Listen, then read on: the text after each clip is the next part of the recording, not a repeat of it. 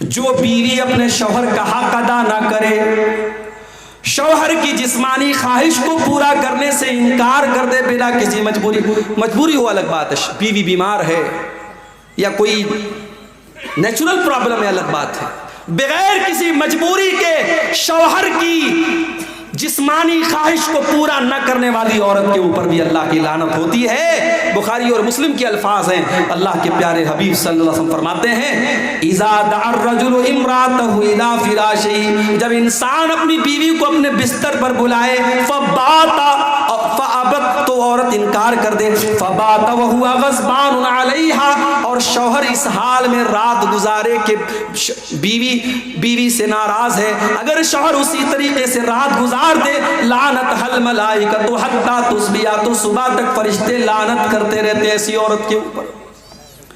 لیکن یہ بات یاد رکھو، اسلام میں ون وے ٹریفک نہیں ہے۔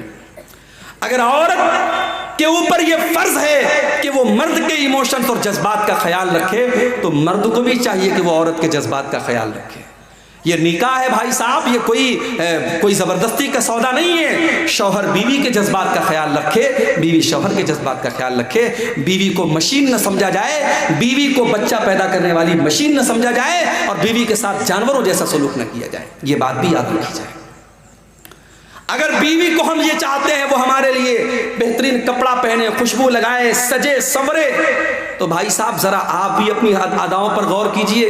آپ تو ایکسپیکٹ کرتے اپنی بیوی سے کہ وہ میرے لیے خوب میک اپ کرے، سجے سورے، اور آپ وہی بالکل بد شکل ہو کر کے، بال بالکل پراگندہ ہیں اور بدبو سے اٹے ہوئے ہیں، پسینے سے اٹے ہوئے ہیں، اور اس حالت میں اگر انسان اپنی بیوی کے پاس جاتا ہے تو یہ بھی غلط ہے۔ حضرت عبداللہ ابن عباس کہتے ہیں کہ جس طریقے سے میری بیوی میرے لیے سجتی اور سنورتی ہے، میں اپنی بیوی کے لیے سجتا اور سنورتا ہوں۔ تو بیوی شوہر کا حق ادا کرے، شوہر بیوی کا حق ادا کرے۔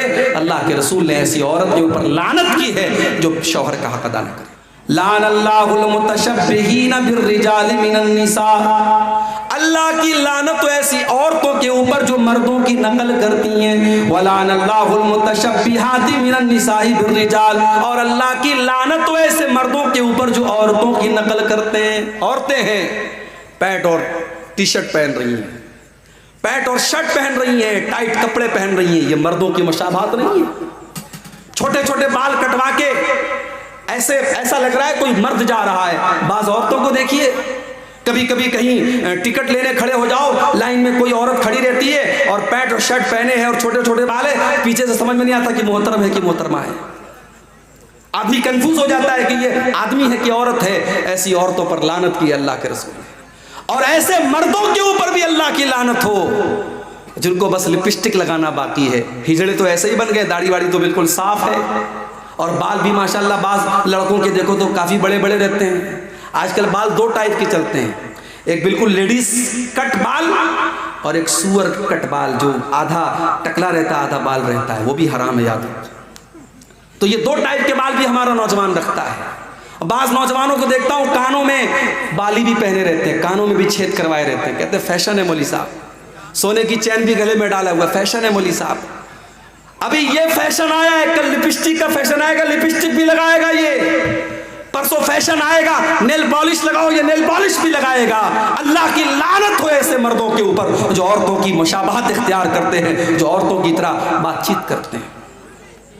اور بعض لڑکوں کے اندر میں نے دیکھا، بچپن سے اگر والدین کنٹرول نہیں کرتے، عورتوں کے انداز میں بات چیت کرتے ہیں، تو بڑے ہونے کے بعد عورتوں جیسی صفات پیدا ہو جاتی ہے۔ مرد کو مرد ہی رہنا چاہیے میرے بھائی، اس کے انداز اور اس کو کپڑے۔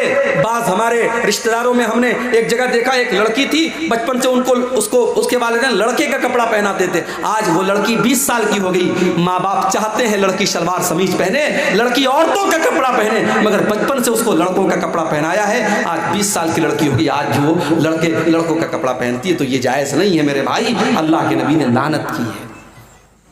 اور آگے بڑھیے، غیر فطری طریقے سے اللہ کے بنائے ہوئے نظام کے طریقے کے خلاف اگر کوئی اپنی بیوی کے ساتھ اپنی خواہش پوری کرتا ہے، اس کے اوپر بھی اللہ کے نبی نے لعنت کی ہے۔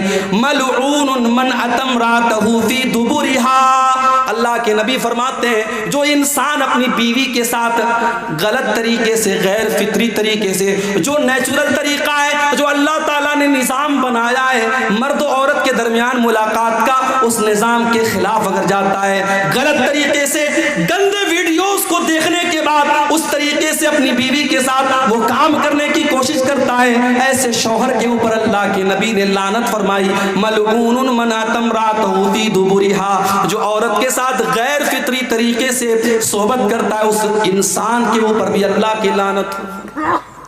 بہت کھول کھول کر کے الفاظ بیان کرنے کی ضرورت نہیں ہے، آپ ہوشیار سمجھدار ہیں، سمجھ لیجئے آج چونکہ ہمارے نوجوانوں میں ایک کریز ہے انٹرنیٹ پر گندے ویڈیوز دیکھنے کا، اس کی وجہ سے بہت سارے لوگ ناجائز اور غلط اور حرام جو طریقے ہیں میاں بیوی سے ملاقات کے وہ اپناتے ہیں۔ یاد رکھو میرے بھائی، یہ حرام اور ناجائز ہے اور اللہ کی لعنت کو کا حقدار بنانے والا کام ہے۔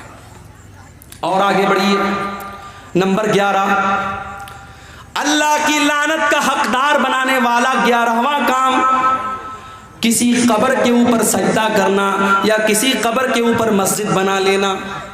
کلیا چک میں ایک مسجد ہے، اہل حدیث کی مسجد ہے، وہاں باقاعدہ مسجد کے اندر قبر ہے، قبر مسجد کے اندر ہے اور نماز ہو رہی تھی، میں گیا، مجھ سے امام صاحب نے دھیرے سے کہا مولوی صاحب یہاں قبر ہے، آپ تھوڑا سا تقریر میں بول دیجئے گا، بہت سارے علماء یہاں بول کے گئے لیکن اصلاح نہیں آئی۔ میں گیا، میں نے کھلے عام تقریر میں کہا یہ حرام ہے اور آپ کی نماز خطرے میں پڑ رہی ہے، آپ کی نماز قبول نہیں ہوگی اگر آپ مسجد کے اندر سے اس قبر کو نہیں نکالیں گے۔ بہرحال اللہ تعالیٰ نے توفیق دی ان لوگوں کو، بعد میں جب میں گیا تو لوگوں نے بتایا کہ اس قبر کو وہاں سے نکال کے انہوں نے مسجد کے کیمپس سے باہر کر دیا۔ ضرورت پڑنے پر قبر کو ٹرانسفر کیا جا سکتا ہے۔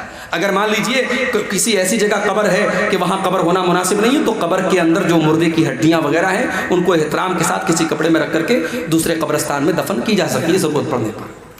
تو قبرستان کے اوپر مسجد نہیں بن سکتی اور مسجد میں قبر نہیں بن سکتی۔ اللہ کے نبی نے لعنت کی ہے، لعن اللہ الیہود والنصارى اتخذوا قبور انبیائہم مساجد۔ اللہ کی لعنت و یہود و نصارہ کے اوپر، انہوں نے اپنے نبیوں کی قبروں کو مسجد بنا لیا، وہ اپنے نبیوں کی قبروں پر سجدہ کرنے لگے، انہوں نے اپنے نبیوں کی قبروں کے اوپر سجدہ کرنا شروع کر دیا۔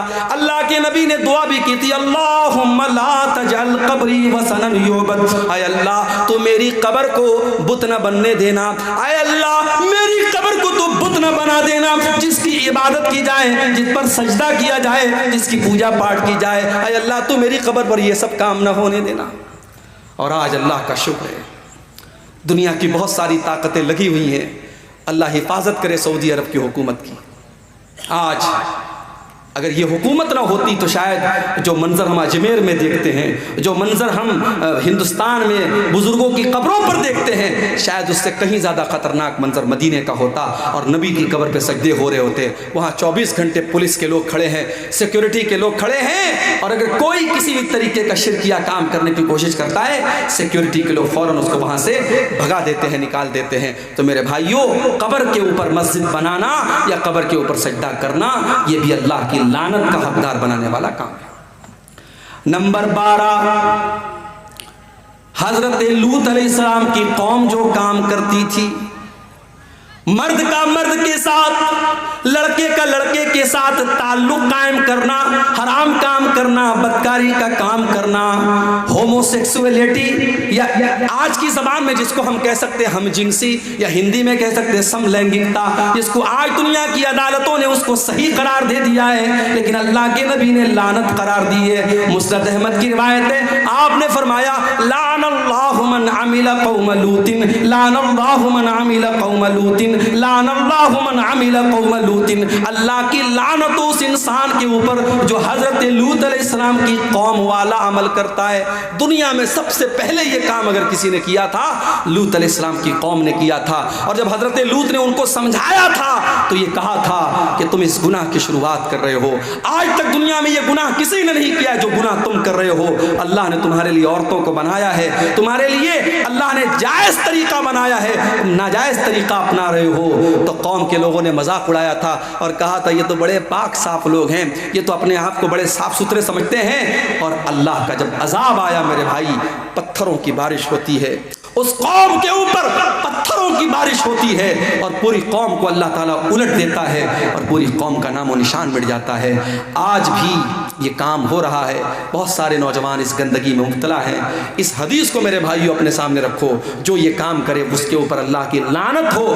اور اسلامی حکومت اگر ہے اور کوئی کام یہ کام کرتا ہوا اگر کوئی لڑکا پایا گیا تو اسلامی حکومت میں اس کی سزا سزائے موت ہے۔ اللہ کے نبی کی حدیث ہے کہ لوط علیہ السلام کی قوم والا عمل اگر کوئی لڑکا لڑکی کرے تو فاعل اور مفعول کو، جو کر رہا ہے اور جو کروا رہا ہے، دونوں کو قتل کر دیا جائے۔ اسلامی حکومت میں اتنی خطرناک سزا ہے، یہ بہت بڑی بدکاری اور بے حیائی کا کام ہے۔ اللہ تعالی ہمارے تمام نوجوانوں کی اسے حفاظت فرمائے۔ تو یہ 12ویں چیز ہے کہ جو یہ حضرت لوط علیہ السلام کی عمل والا، ان کی قوم والا جو عمل کرتا ہے، اس عمل کرنے والے پر بھی اللہ کے نبی نے لعنت کی ہے۔ اور آگے بڑھیے، اپنے باپ کے بجائے کسی اور کی طرف اپنی نسبت کرنا، اپنے والد کے بجائے کسی اور کو اپنا والد بنانا۔ جیسے آج کے دور میں بہت سارے لوگ بچوں کو ایڈاپٹ کر لیتے ہیں، بچوں کو پال لیتے ہیں۔ اب بچے کا باپ کوئی اور ہے، لیکن جو انسان پالتا ہے، جو پرورش کرتا ہے، اسی انسان کا نام اس کے نام کے ساتھ جڑ جاتا ہے۔ باپ کا نام تھا عبداللہ، لیکن پالنے والے کا نام محمد تھا، تو یہ اپنے باپ کی جگہ محمد کا نام لکھتا، عبداللہ کا نام نہیں لکھتا ہے۔ یہ اتنا خطرناک کام ہے۔ اللہ کے نبی فرماتے من ادعا الی غیر ابیہ، جو اپنے باپ کے بجائے کسی اور کا نام اپنے باپ کے نام کی جگہ جوڑے، ومن تولا من غیر موالیہ، اور جو غلام اپنے مالک کے بجائے کسی اور کو اپنا مالک قرار دے، فعلیہ لعنت اللہ والملائکۃ والناس اجمعین، تو ایسے انسان کے اوپر اللہ کی لعنت ہو، فرشتوں کی لعنت ہو، اور تمام لوگوں کی لعنت ہو، تمام لوگوں کی لعنت ہو اس انسان کے اوپر جو اپنے اوریجنل باپ کی جگہ کسی اور کو اپنا باپ قرار دے۔ اسی لیے بڑی سختی ہے، اگر آپ بچے کو ایڈاپٹ کرتے ہیں تو علماء کا فتویٰ موجود ہے اور قرآن کی آیتیں موجود ہیں کہ اس کی ولدیت کی جگہ آپ اوریجنل باپ کا نام لکھیں گے۔ اب ہمارے ہاں بڑا مسئلہ ہے، آپ آدھار کارڈ بنوائیں گے، اس پہ اوریجنل باپ کا نام چڑھوائیں گے تو مسئلہ پیدا ہوگا۔ تو آدھار کارڈ وغیرہ میں مجبوری کے طور پر آپ اپنا نام جوڑ سکتے ہیں، مگر جہاں اسلامی پوائنٹ آف ویو سے ضرورت پڑے گی، مثال کے طور پر نکاح کے ٹائم یا مثال کے طور پر کوئی گواہی کے ٹائم، تو وہاں ولدیت میں جو اوریجنل باپ ہے اسی کا نام دیا جائے گا۔ پالنے والا، پرورش کرنے والا وہ باپ نہیں ہو سکتا ہے، اس کو احترام میں وہ لڑکا باپ، ابا جان کہہ سکتا ہے، ابو کہہ سکتا ہے، پاپا کہہ سکتا ہے، مگر اوریجنل اس کا جو باپ ہے وہ وہی رہے گا جس نے اس کو جنم دیا ہے، جو اس کا باپ ہے۔ اسی طریقے سے 14ویں چیز میرے بھائیوں جو اللہ کی لعنت کا حقدار بناتی ہے، حلالہ کرنے والا اور کروانے والا۔ حلالہ سمجھتے ہیں؟ نام سنا ہے حلالہ کا؟ کسی نے 3 طلاق دے دی اپنی بیوی کو، ایک ساتھ 3 طلاق۔ ہمارے یہاں مسئلہ کیا ہے قرآن و حدیث کی روشنی میں؟ اگر کوئی ایک ساتھ 3 نہیں 300 طلاق دے دے وہ ایک ہی مانی جائے گی۔ کیوں؟ کیونکہ طلاق ایک مرتبہ میں ایک ہی ہوتی ہے، ایک سے زیادہ نہیں ہوتی ہے۔ طلاق کا ایک پروسیس ہے، اگر کسی نے اپنی بیوی کو طلاق دیا ہے تو اب 3 مہینے تک وہ دوسری طلاق نہیں دے سکتا، 3 مہینے تک وہ دوسری طلاق دے ہی نہیں سکتا۔ اگر 3 مہینے کے اندر وہ دوسری طلاق دے گا تو وہ دوسری نہیں مانی جائے گی۔ ایک طلاق دے گا انسان، اب 3 مہینے کا ٹائم ہے، اگر 3 مہینے کے اندر رجوع کر لیا اچھی بات ہے، رجوع کر لیا بیوی رہے گی۔ اگر 3 مہینہ گزر گیا اور رجوع نہیں کیا تو نکاح ختم ہو گیا، نیا نکاح ہوگا، نیا مہر ہوگا، پھر آئندہ کبھی زندگی میں جھگڑا ہوگا اور طلاق دے گا، وہ دوسری طلاق ہوگی۔ یہاں سارا سسٹم گڑبڑ کر دیا، طلاق طلاق طلاق، غصے میں بیوی کو طلاق طلاق بول دیا۔ اب اپنے مولوی صاحب کے پاس گیا، مولوی صاحب نے کہا حلالہ کرانا پڑے گا، حلالہ کرانا پڑے گا۔ اور حلالہ کا طریقہ کیا ہے؟ ایک رات کے لیے تمہاری بیوی کسی سے شادی کرے گی، ایک رات تک وہ ساتھ میں رہے گا اور اگلے دن وہ طلاق دے دے گا، پھر عورت عدت گزارے گی، پھر تم اس سے شادی کر لینا۔ یہ کتنی کھلم کھلا، کتنی بڑی بے غیرتی اور بے حیائی اور زناکاری ہے، اور آج پوری دنیا میں اسلام کی امیج کو خراب کرنے کا کام کیا ہے۔ کتنی فلمیں بنی ہیں اس کے اوپر، کتنی ویب سیریز بنی ہیں اس کے اوپر۔ حلالہ اتنا گندا کام ہے میرے بھائیوں۔ اللہ کے نبی نے فرمایا لعن اللہ المحلل والمحلل لہ، حلالہ کرنے والے پر اور حلالہ کروانے والے پر دونوں کے اوپر اللہ کی لعنت ہو۔ اور ایک اور حدیث میں اللہ کے نبی نے فرمایا کہ کیا میں تم کو ایسے انسان کے بارے میں نہ بتاؤں جو کرائے کا سانڈ ہوتا ہے؟ صحابہ نے کہا اللہ کے نبی کرائے کا سانڈ کون ہوتا ہے؟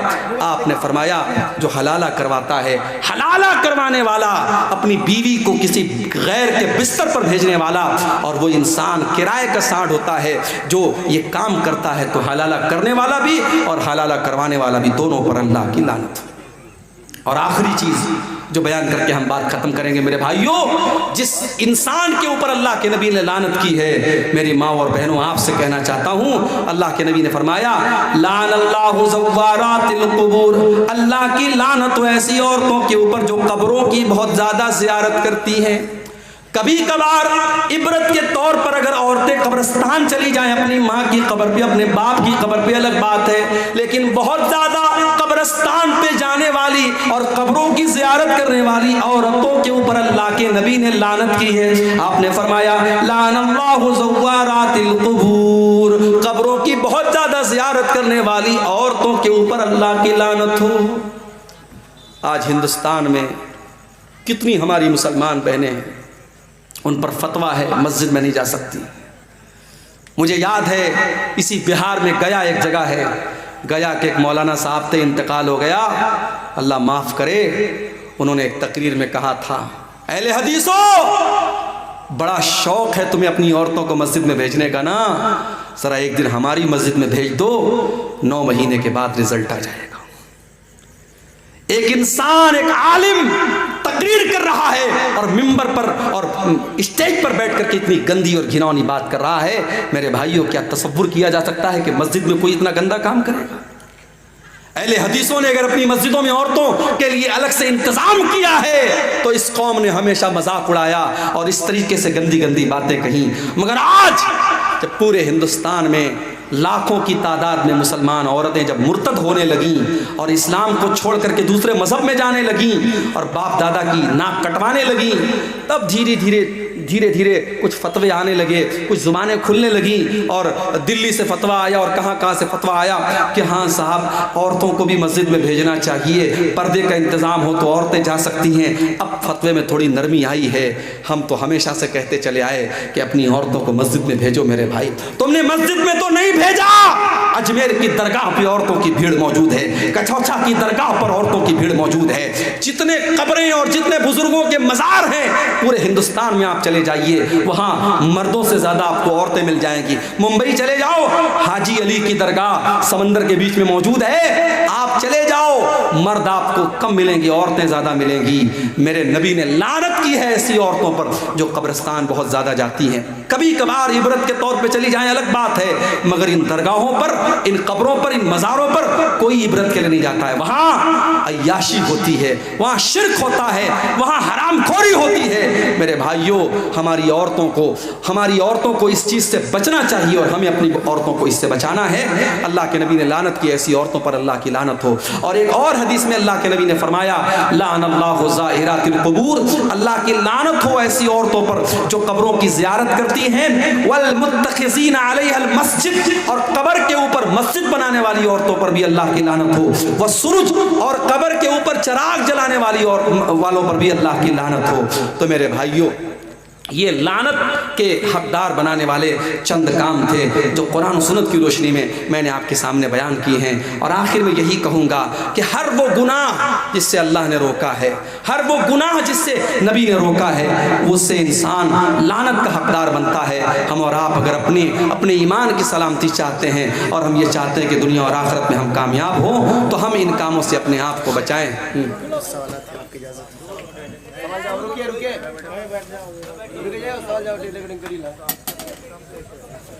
ایک سوال یہ کیا گیا ہے کہ صلاۃ التسبیح کی نماز پڑھنا کیسا ہے؟ رمضان میں خاص طور پر لوگ اس کو پڑھتے ہیں۔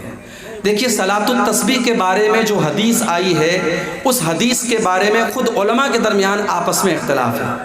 کچھ علماء کا کہنا ہے حدیث صحیح ہے، کچھ علماء کا کہنا ہے حدیث ضعیف ہے۔ لیکن جو صلاۃ التسبیح کا طریقہ ہے نماز کا، وہ طریقہ بالکل الگ ہے عام نمازوں سے، اور اس کی جو فضیلت ہے وہ بھی بالکل الگ ہے، اور اس میں جو آپشن دیا گیا کہ زندگی میں ایک بار پڑھ لو، سال میں ایک بار پڑھ لو، روزانہ پڑھ لو، یہ آپشن بھی کسی اور عبادت کے بارے میں نہیں دیا گیا ہے۔ اسی لیے شیخ عبدالعزیز ابن باز وغیرہ کا، شیخ ابن عثیمین وغیرہ کا فتویٰ ہے کہ یہ نماز صحیح نہیں ہے۔ جو نمازیں ثابت ہیں جیسے چاشت کی نماز ہے، جیسے تہجد کی نماز ہے، اور جیسے عام سنت اور نفل نمازیں ہیں، وہ ہمارے لیے کافی ہیں۔ ہم اسی کا اہتمام کریں۔ جس نماز کے بارے میں اتنا اختلاف ہے اس سے ہم اپنے آپ کو بچائیں۔ کوئی ناپاک جانور یا حرام کردہ جانور کپڑے پر بیٹھتا ہے تو کیا وہ کپڑا ناپاک ہو جاتا ہے؟ صرف بیٹھنے سے ناپاک نہیں ہوتا۔ ناپاک جانور اگر آپ کے کپڑے